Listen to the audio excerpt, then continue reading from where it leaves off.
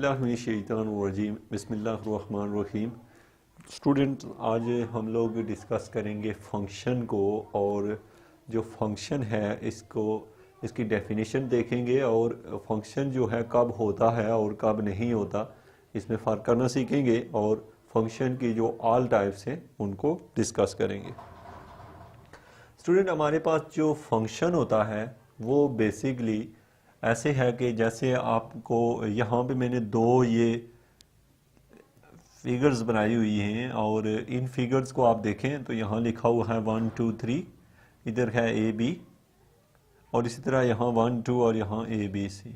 अब स्टूडेंट, जो 1 है वो ए पे मैप कर रहा है, जो 2 है वो बी पे मैप कर रहा है, और ये जो फंक्शन है ना यहाँ से इस साइड पे जा रहा है, इस साइड पे।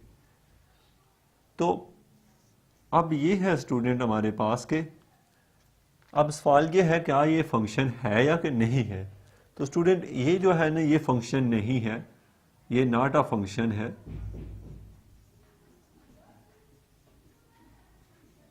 नॉट अ फंक्शन, और ये जो है स्टूडेंट ये भी नॉट अ फंक्शन है। अब स्टूडेंट, आपने ये सोचना है कि ये फंक्शन क्यों नहीं है।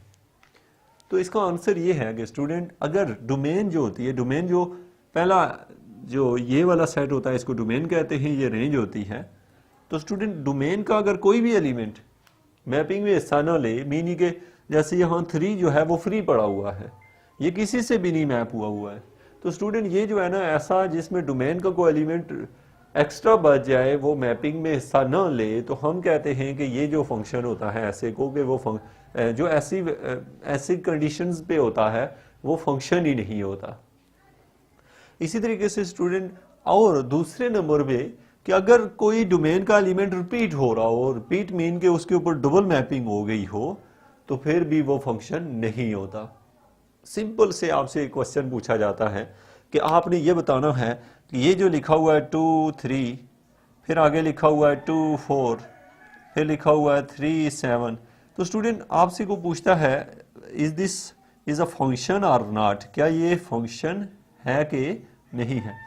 तो स्टूडेंट, आप बड़ी आसानी से बता सकते हैं कि चूंकि डोमेन जो है यानी जो पहला एलिमेंट है वो रिपीट हो रहा है, जैसे 2 यहाँ भी है यहाँ भी है, यानी डोमेन का एलिमेंट रिपीट हो गया है। तो अगर डोमेन का एलिमेंट रिपीट हो रहा हो तो वो फंक्शन ही नहीं होता।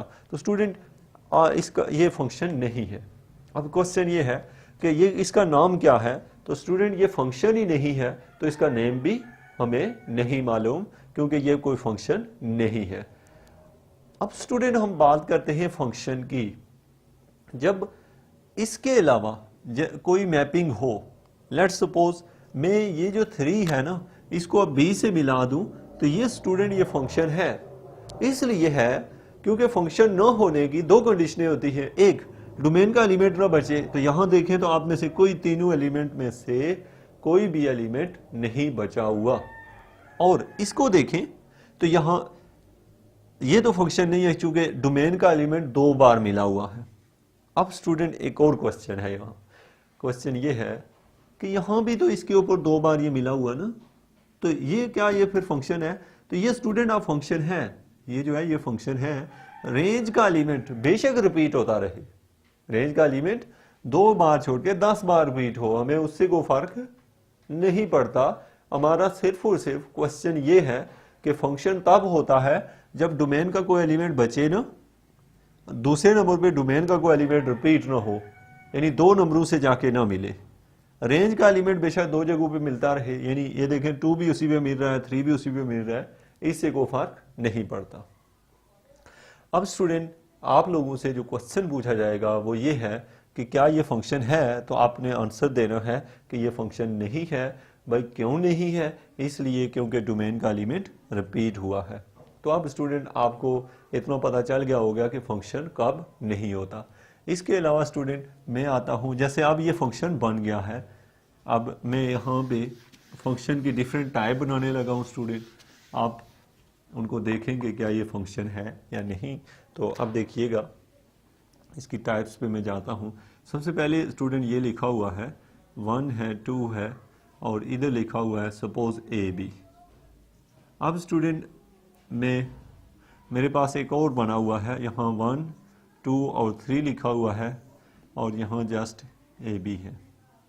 स्टूडेंट यहाँ पे 1, 2 और 3 है और स्टूडेंट यहाँ पे सपोज आपके पास है ए बी सी और डी है।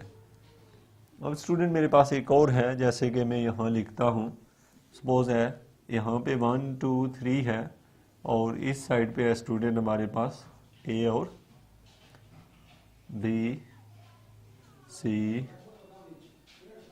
डी है सपोज। अब स्टूडेंट ये जितने फंक्शन हैं अभी बने नहीं हैं, अभी हम देखते हैं क्या ये फंक्शन है कि नहीं है। तो अब स्टूडेंट यहाँ से सपोज हम कहते हैं कि 1 जो है ना वो ए से मिला हुआ है, ए इधर जा रहा है, और 2 जो है ना वो बी से मिला हुआ है। इसी तरीके से स्टूडेंट जो 1 है वो इससे मिला हुआ है, 2 इससे मिला हुआ है, और जो 3 है, चूँकि 3 मिलाना इसलिए ज़रूरी है कि डोमेन का कोई एलिमेंट नहीं बचना चाहिए, बी के साथ मिला हुआ है। स्टूडेंट इसको देखें तो 1 ए से मिला है, 2 सी से मिला है, 3 बी से मिला है, डी बचा हुआ है, और इसमें स्टूडेंट ये इससे मिला हुआ है, ये इससे मिला हुआ है, और ये यहाँ पे मैप हो रहा है, ये 2 बचे हुए हैं। तो अब स्टूडेंट यहाँ पे इसका अगर नाम एफ रख लें, यानी ये यहाँ से इस साइड पे जा रहा है, यहाँ पे भी एफ ही है इस साइड पे, और यहाँ पे भी इस एरो जो है ना स्टूडेंट ये शो कर रहे हैं कि आप यहाँ से उधर जा रहे हैं। डोमेन क्या है और रेंज क्या है? डोमेन ये है और रेंज ये है। अब स्टूडेंट हमारा क्वेश्चन शुरू होता है कि ये जो है क्या ये फंक्शन है? अब पहला सवाल तो ये है। तो स्टूडेंट आपने आंसर दिया आगे से कि ये तो फंक्शन है। हमें कैसे पता? क्योंकि ना तो डोमेन का कोई एलिमेंट बचा हुआ है और ना ही कोई रिपीट हो रहा है, तो ये फंक्शन है। इस तरह ये जितने 4 के 4 लिखे हुए हैं स्टूडेंट, ये चारों के चारों फंक्शन हैं। अब स्टूडेंट अगर ये फंक्शन है तो ये कौन सा फंक्शन है, इसको हम यहाँ पे सीखेंगे। अब स्टूडेंट मैं यहाँ पे कहता हूँ कि ये 1 1 है। 1 1 क्यों है? आपसे को पूछे कि ये 1 1 क्यों है, तो आप कहते हैं कि एक एलिमेंट 1 1 से ही मिला हुआ है। अब जैसे स्टूडेंट को आपसे पूछे ये वाला जो तीसरे नंबर वाला है ना, ये पहले नंबर में है, ये दूसरे और ये तीसरे पे, और पहला और तीसरा जो है ना ये 1 1 है। 1 1 स्टूडेंट क्यों है? इसलिए कि एक एलिमेंट 1 से ही मिला हुआ है, और तीसरे में भी ऐसे ही है, 1 ए से मिला हुआ है, 2 सी से और 3 बी से। तो यानी हर एलिमेंट की एक एक इमेज मौजूद है, तो इसका मतलब है कि ये भी 1 1 है और ये भी 1 1 है। अब स्टूडेंट आपसे अगर 1 1 की डेफिनेशन पूछी जाए कि 1 1 फंक्शन कौन सा होता है, तो आप आंसर देते हैं कि 1 1 फंक्शन वो फंक्शन होता है जिसमें डोमेन का हर एलिमेंट एक डिफरेंट इमेज पे मिला हो, मीन 1 1 मैपिंग हो सब में। दूसरे नंबर पे स्टूडेंट क्वेश्चन ये है कि अब इसका नाम तो आपको पता है 1 1 है। अब एक और नाम होता है स्टूडेंट, अगर इसमें रेंज का कोई एलिमेंट ना बचा हो स्टूडेंट, जैसे कि ना इसका नाम है स्टूडेंट ऑन टू। अब स्टूडेंट ऑन टू की डेफिनेशन क्या है? ऑन टू की ये डेफिनेशन है स्टूडेंट के रेंज का कोई एलिमेंट बच ना जाए। यानी कि आप देख रहे हैं कि ए और बी जो है ना, अगर बच जाएगा, जैसे यहाँ पे है, यहाँ रेंज का एलिमेंट बचा हुआ है, यहाँ पे देखिए रेंज के 2 एलिमेंट बचे हुए हैं, तो ये स्टूडेंट है इन टू। अब आपको स्टूडेंट 3 तरह के डेफिनेशनें होनी चाहिए। नंबर 1 कि 1 1 क्या होता है, नंबर 2 ऑन टू क्या होता है। तो स्टूडेंट ऑन टू वो होता है जिसमें रेंज का कोई एलिमेंट न बचे, और इन टू वो होता है जिसमें रेंज का एलिमेंट बच गया हो। अब आपको याद कैसे रहेगा कि ऑन 1 1 तो बड़ा आसान है कि एक एलिमेंट 1 से मिला हुआ है, ऑन टू और इन टू परेशान कर रहे हैं कि हम कैसे याद रखें। तो स्टूडेंट उसका ये है, देखें ना, इन का मतलब होता है कि जब आप घर से कमरे के अंदर इन होते हैं तो दरवाज़ा छोटा होता है, और आप उससे इन होते हैं तो घर में पहुंचते हैं। तो इसी तरीके से स्टूडेंट इन का मतलब ये है कि आगे वाला सेट जो है वो बड़ा है, पीछे से आने वाली वैल्यू छोटी है, मीन आगे कुछ बच जाता है, यानी कुछ फालतू बचा हुआ हो तो हम बड़ी चीज़ के अंदर इन हो जाते हैं। तो इसीलिए स्टूडेंट ये भी इनटू है और ये भी इनटू है। अब आप एक वक्त में 2 2 नाम भी हो सकते हैं, जैसे ये 1 1 भी है और इनटू भी है। तो अब आप स्टूडेंट 3 डेफिनेशन आपने सीखी कि 1 1 क्या होता है। तो आपका आंसर ये है कि अगर डोमेन का हर एलिमेंट रेंज के सिंगल सिंगल एलिमेंट से मिला हो तो 1 1। अगर डोमेन के एलिमेंट अगर रेंज का कोई एलिमेंट न बचा हुआ हो तो उसको ऑन टू, और अगर रेंज का कोई एलिमेंट बच रहा हो तो वो क्या हो जाता है, यहां भी बच रहा है स्टूडेंट, यहां भी बच रहा है डी, तो इसको कहते हैं स्टूडेंट, इसको क्या कहते हैं, इनटू। अब स्टूडेंट बात ये हुई कि इसके दो नाम है स्टूडेंट, इसका नाम ऑन टू भी है, एक 1 1 भी है और दूसरा नाम क्या है स्टूडेंट, इसका ऑन टू भी है। इसके अंदर दो खूबियां हैं, एक 1 1 और दूसरी ये कि यहाँ कुछ बचा हुआ भी नहीं है। तो जो दो खूबियां रखता है, जो 1 1 ऑन टू दोनों खूबियां रखता है स्टूडेंट, उसको स्टूडेंट हम लोग बाइजेक्टिव फंक्शन कहते हैं। उसको हम लोग क्या कहते हैं, बाइजेक्टिव फंक्शन। यानी कि उसके अंदर दो खूबियां होती हैं, एक 1 1 भी हो और ऑन टू भी हो तो उसको बाइजेक्टिव कहते हैं।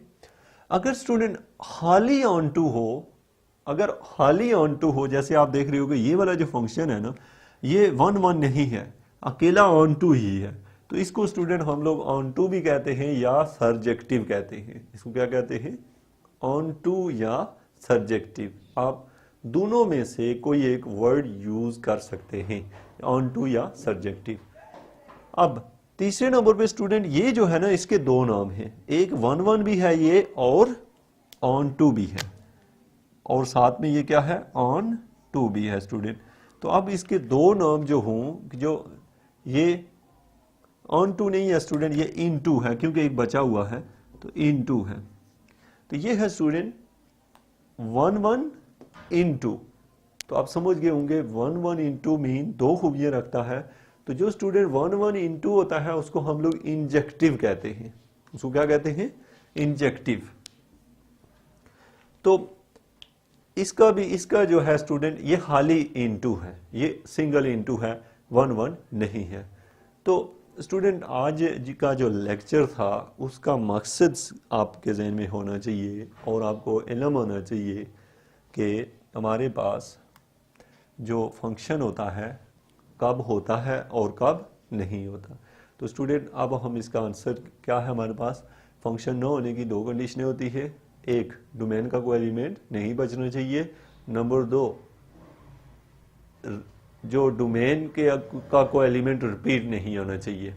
अब उसके अलावा सारे फंक्शन होते हैं। अब फंक्शन कितनी तरह के स्टूडेंट हो सकते हैं, आपने देखा 1 1 हो सकता है, ऑन टू हो सकता है, 1 1 ऑन टू और इन टू।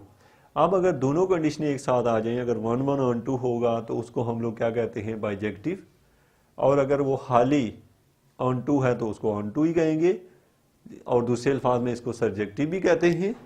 और तीसरे नंबर पे अगर वो 1 1 भी हुआ, इन टू भी हुआ, दो खूबियाँ हुई उसमें, तो उसको हम लोग इंजेक्टिव का नाम देते हैं। तो ये था स्टूडेंट आज का ये लेक्चर, जिसमें आप लोगों ने ये चीज़ सीखी कि फंक्शन जो होता है वो कब होता है और कब नहीं होता। तो इसके साथ ही आप आगे जाके एक्सरसाइज पे चले जाएंगे। Thank you very much for watching education for all.